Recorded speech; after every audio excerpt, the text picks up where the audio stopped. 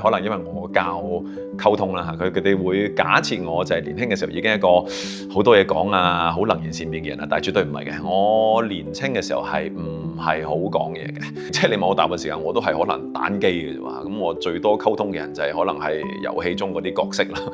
我自己亦都係一個即係再次啦單親家庭長大啦，甚至乎我有20幾年當中係完全冇見過我爸爸嘅，就係好多時候都係一個好拒絕嘅狀態，即係都會問下，即係點解我會咁嘅咧？人哋正常啊，點解我零零舍舍會咁嘅樣嘅咧？當我能夠幫到我自己之後咧，覺得咦自己而家呢個位都穩陣啲啦，即係我覺得我基礎都好咗啦，咁就開始諗啦，咦究竟有冇啲咩嘢可以做咧？當時我上咗某一個嘅課程，咁個老師就叫我諗一諗咧，就叫我 picture 下我哋嘅家庭嘅。但係 somehow 咧，我突然間 picture 到個畫面好得意嘅。咁正正呢幕發生咗之後咧，我就真係起咗個決心咧，就係好似我所話啦，即係20幾年我冇見過我爸爸咧，真係唔知佢去咗邊嘅。我後來真係揾佢出嚟嘅。每一件事發生嘅時候咧，如果我要 remind 自己係一切的安排，假設如果都係最好嘅安排咧，咁會發生咩事咧？我當以前我單親家庭都係最好嘅安排啊！我當好多我生命遇到嘅挫折都係最好嘅安排啊！咁我會點樣去 make use of 我呢個經歷，能夠令到我個人有成長，或者可以幫到更多身邊嘅人呢？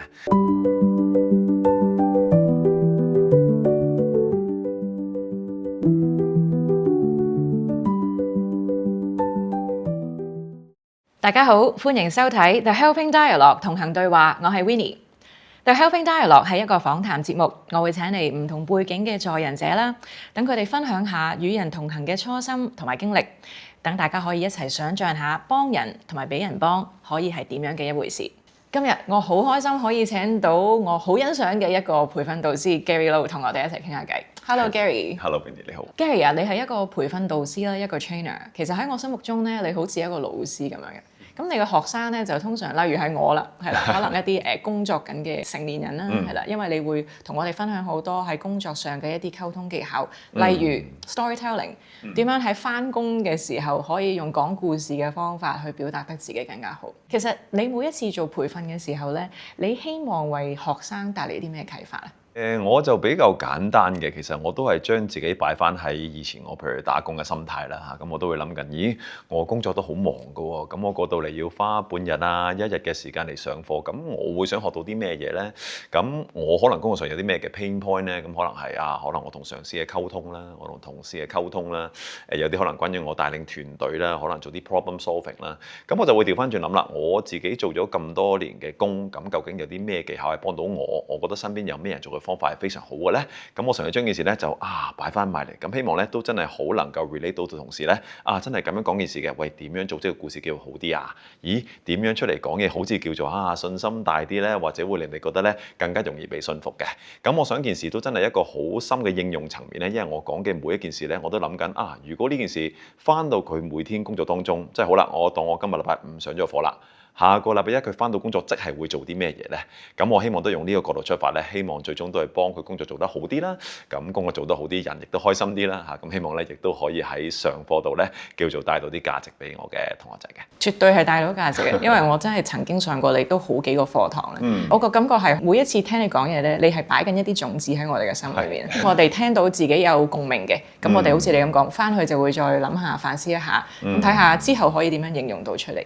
其實喺成為培訓導師之前，你話你打咗工好多年啦，你有一個好亮麗嘅履歷表。你喺好多Fortune 500嘅公司裏面做 marketing 啦，都感覺到你其實佢好熱愛 marketing。有啲咩驅使你大約喺7年前離開大企業、離開 marketing 去做一個 trainer？我諗我揾到我嘅第一個 passion 咧，係當時我讀 MBA 嘅時候。咁好慶幸啦，學校就請咗我咧，就做其中一個 ambassador 嘅。咁當時咧，我就成日代表學校咧出嚟講我嘅經歷嘅。咁嗰時我就唔知道，但係我就好中意做呢件事哇！即係無論我再忙都好啦，再攰都好咧，總之學邀請我咧，我就一定會去到噶啦。同埋我又會做多準備功夫啦。因為如果諗翻轉頭，我純粹覺得咧，我喺學校嘅過程當中，我學咗好多嘢，係幫咗我好多嘅。如果我能夠將我故事講好俾人聽，令佢哋見到個意義，因而都去入學，然後經歷翻我嘅成長 journey 咧。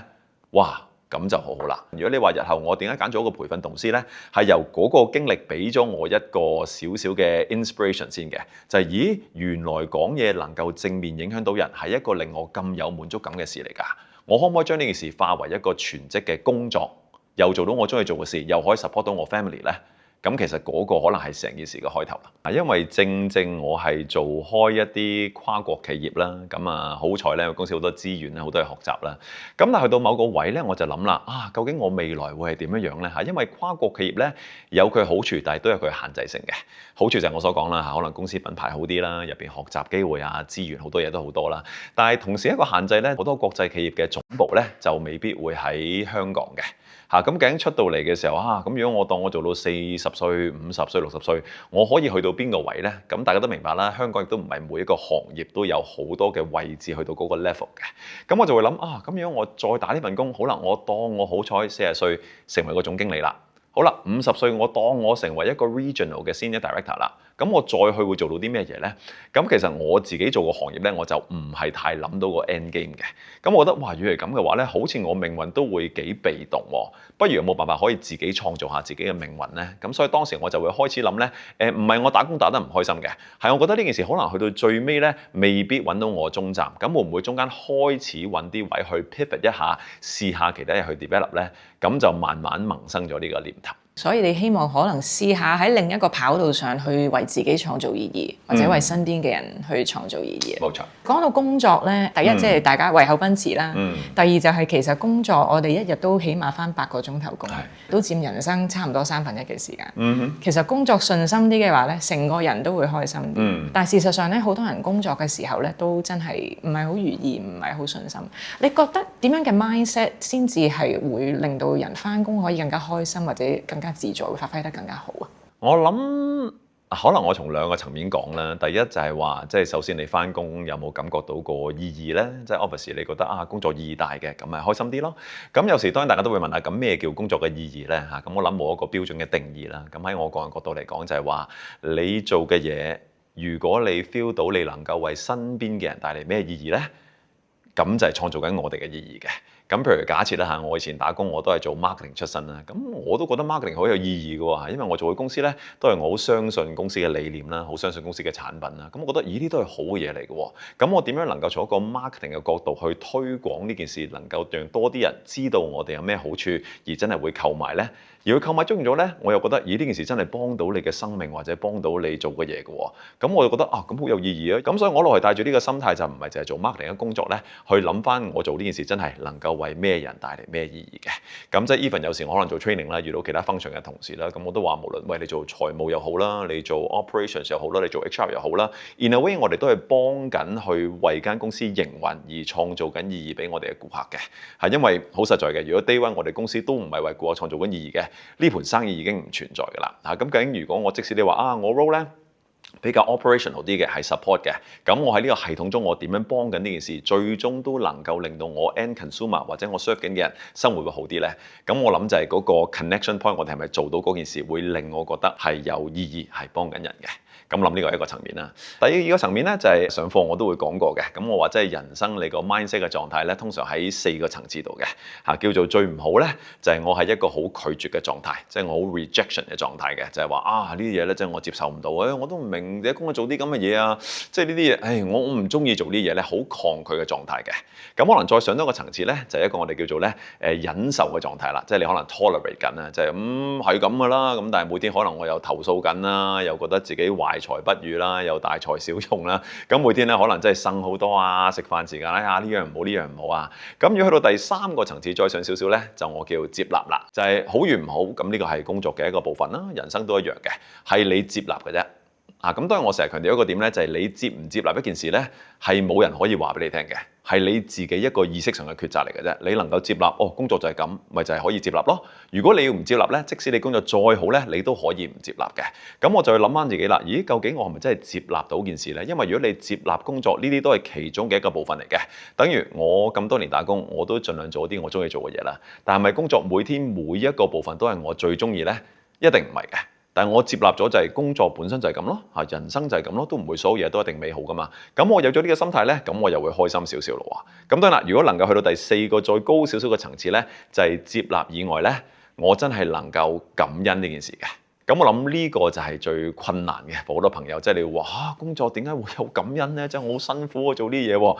咁我都係嗰樣嘢啦，接納係一個選擇，感恩都係一個選擇。咁每天即係我哋有好多嘢可能真係唔係我最想要嘅，但係有啲咩嘢其實我得到咗咧，等於你有呢個工作機會啦，你公司俾到呢啲資源俾你啦，你有呢啲嘅同事啦，你都叫做到大部分時間都係你中意做嘅嘢啦，咁都係嘅。你究竟感唔感恩一件事咧，都係睇下你點樣去睇嗰件事咯。咁所以從我打工，我諗幾早期開始咧，我俾咗個練習俾自己咧，因為感恩係真係要練習嘅。等於投訴都要練習㗎，係我哋慣咗練呢樣嘢啫嘛。咁可唔可以調翻轉練下感恩咧？咁我就俾自己一個少少嘅練習咧，就係每天翻工途中嗰幾分鐘嘅時間，唔係太多嘅啫嚇，2分鐘時間，諗緊今日有邊5件事我可以感恩嘅咧。咁其實都係逼自己做嘅，咁但係做下做下就會成為一個習慣咯。咁我都諗翻再次啦，我都幸好有工作啊，咁呢間公司都唔錯啊，中間都好多學習嘅機會啊，我啲同事都非常之好啊，我老闆都唔錯啊，咁就不停 remind 自己啲嘢咧，希望都係帶動翻少少嘅正能量。咁再次點解我想帶出頭先嗰4個階段咧，就係話每天翻工，可能你面對工作都一樣嘅，但係你嘅心態可以完全唔一樣，就係啦，究竟你係拒絕緊呢件事啊？你係忍受緊呢件事啊？你係接納緊呢件事啊？定係你係感恩呢件事咧？咁我諗最終都係我哋自己心態嘅一個協調嚟嘅。咁但係個好處咧，就係最終個控制權其實喺我哋嗰度。無論身邊發生緊咩事咧，其實係冇人能夠控制我哋點樣感受呢件事嘅，因為呢件事係完全係我哋嘅 focus 擺喺邊度啦。究竟我哋懷住一個拒絕嘅心啊、忍受啊、係啦、接納啊，定係感恩啊？我諗都唔係淨係喺工作上。其實人生每一個關係都可以有呢一啲嘅選擇，絕對係。可唔可以都了解下咧？你其實有呢一個想法，頭先嗰4個選擇咧，我哋可以喺你邊個階段去了解你，去明白點解你會有呢一個體驗？我細個咧，我喺外國長大過一段時間啦。咁我屋企係單親家庭出身嘅，咁所以好多時間媽媽都好忙。我有2個姐姐啦，咁我自己細路啦。咁媽媽都好忙，基本上出去做緊事啦，揾工啊，或者即係幫緊屋企賺錢啊。如果你問我細個有冇咩理想，有冇咩嘅宏願咧，係完全冇嘅。即係我諗我喺屋企打下機啊，可能落去球場打下波啊，咁就係咁，即係渾渾噩噩咁啊一段時間嘅啦。咁你話去到即使我年紀叫做去到青年期嗰時啦，都冇乜呢啲想法嘅。即係當時我翻咗香港啦，咁但係我都係冇啊，屋企又唔係好多人同我溝通啦，因為爸爸又唔喺度，媽咪又成日好忙工作，咁我都係即係你問我大部分時間我都係可能單機嘅啫喎，咁我最多溝通嘅人就係可能係遊戲中嗰啲角色啦，咁所以都係冇乜特別想法嘅。咁我諗尤其一個階段咧，係因為當時我青春期嘅時候咧，即係而家望翻轉頭啦，我諗我就唔係好識表達我情緒嚇，咁我又唔敢講當時我同屋企關係最好啦，咁所以可能好多唔開心或者憤怒嘅情緒咧就唔識表達咧，就積聚咗，突然間喺個皮膚上就出現咗啲問題啦嚇，咁我年輕嘅時候咧係好多青春痘嘅，咁嗰時就解釋唔到啦。咁但係幾得意咧，我諗翻我細個嘅時候咧，我係一個完全唔識得發嬲嘅人嚟嘅嚇，唔係我冇憤怒，係我唔識得發出嚟啊，即係我唔會鬧人，我唔會大嗌啦，總之就屈住係咯，都唔知點樣運作咗。咁但係當時實質見到咧，就係皮膚好紅，好多嘅瘡瘡出咗嚟。咁當時嗰階段係令我個人係好自卑嘅。我講嘢望唔到人啦。以前我唔知嘅，我記得有一次我突然間同我舅父講嘢咧，佢話：點解你講嘢唔望人嘅？咁係咩？我講嘢冇望人嘅咩？一路都係成日可能喺街度行就耷耷地頭啦。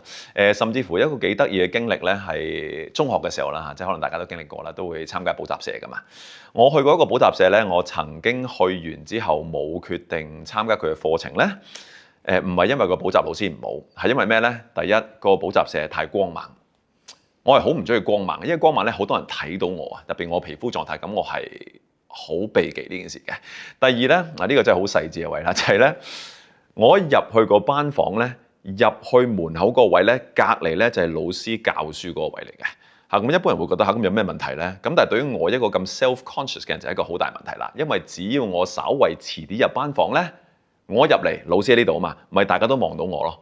咁我係最唔中意人哋呢個目光嘅，因為人哋一望到我就覺得，哎呀，咁你梗係覺得我又真係唔好睇啊，所有嘢啦。咁所以後來我特登揀咗另一個補習社，可能個老師咧冇咁出名嘅，但有咩好處咧？佢入門口位唔喺前邊入，喺後邊入，咁亦都係咧個光線咧係比較柔和啲啦嚇，即係比較掂少少啦。咁所以咧當時我係一個好準時嘅學生嚟嘅嚇，唔係代表我係最乖嘅學生啊，因為我想確保咩咧？我係第一個入去，因為我要霸最後嗰個位。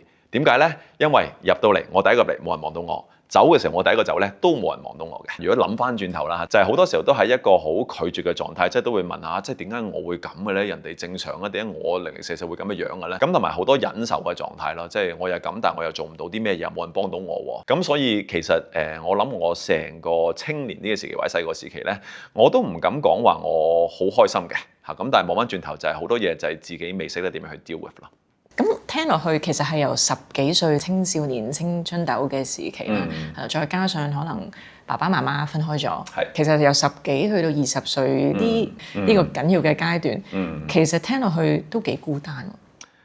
係嘅，好似我頭先所講，我唯一傾偈嘅對象就係即係有時可能會係家姐啦，都喺屋企啦。所以點解玩遊戲機咯？因為冇人同我溝通，我又唔識點溝通啊嘛。所以即係今時今日識我嘅朋友咧，可能因為我教溝通啦嚇，佢哋會假設我就係年輕嘅時候已經一個好多嘢講啊，好能言善辯嘅人啦，但係絕對唔係嘅。我年輕嘅時候係唔係好講嘢嘅，咁同埋即係 not to mention 你叫我哇突然間出嚟同好大班人講嘢，即係頭先我同你講咗都唔好話講嘢啦，我連坐喺間寶合石俾人望到我都會周身唔自在嘅。咁所以嗰個階段係咯，同今時今日都係一個幾大嘅對比。咁你點樣係由一個拒絕同埋忍受，繼而去到第3個層次，去到開始接納自己，有啲咩事發生咗，改變咗你？我諗最大嘅事情係，首先我上大學嘅時候咧，就好彩啦，我 pick up 咗個 hobby 啦，我就學咗打鼓嘅。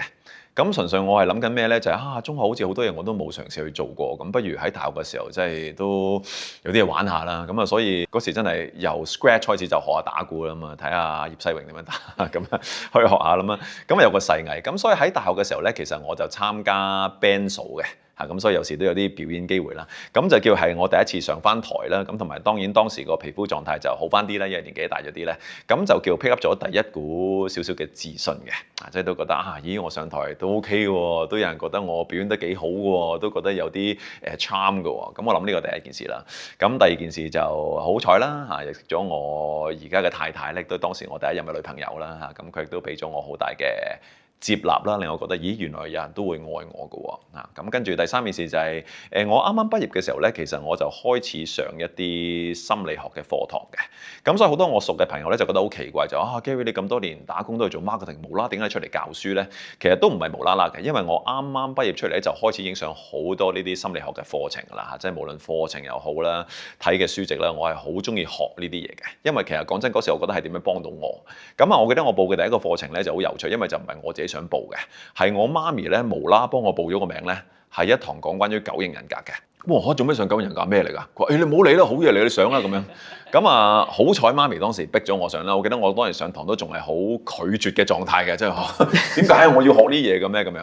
咁但係嗰時就係第一步認識自己多咗好多咯嚇。咁所以今時今日雖然我好多 topic 教嘅都係關於溝通啦，關於心靈啦，始終有一個課程對於我嚟講喺心目中係一個好重要嘅部分，係關於9型人格。點解我都會教呢樣嘢咧？係因為當時好幫到我認識自己啦。就係我不嬲都冇特別諗過我係一個點樣嘅人，或者我想要啲咩嘢嘅。但係當認清咧，知道自己同埋可能其他人嘅唔同之後咧，而家諗翻我知點解我人生成日想追求呢啲嘢啦，我知我點解成日想追求呢個感覺啦。咁我諗嗰個認知咧，其實如果翻到我哋頭先講嘅階段啊，係一個接納嘅階段嚟嘅，就係我接納咗原來我就係呢個人咯。OK， 我有我嘅優點，我有缺點，但係呢個就係我啦。